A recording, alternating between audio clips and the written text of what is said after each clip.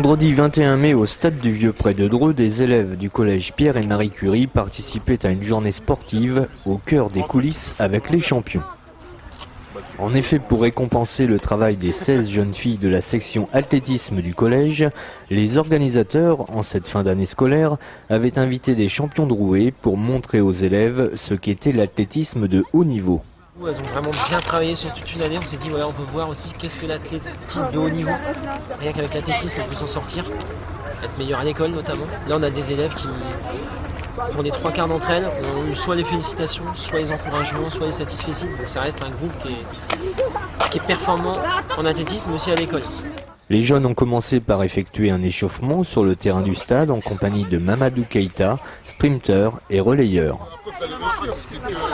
Dès que tu réussis, tu vois, t'es content de toi, tu vois.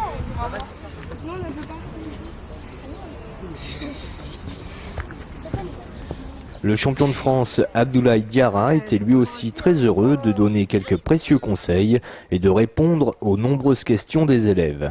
Conseil à donner, c'est tout simple, hein. Moi je leur dis de rêver, quoi. Faut rêver dans la vie. Moi quand j'étais petit, je rêvais, je me disais un jour je voudrais être champion de France, un jour je voudrais être champion du monde. Je suis pas encore champion du monde, mais j'ai déjà été plusieurs fois champion de France et voilà, j'ai rêvé puis j'ai réussi, quoi. Les élèves se sont alignés sur la piste pour effectuer dans un premier temps des sauts en hauteur, puis des sauts en longueur.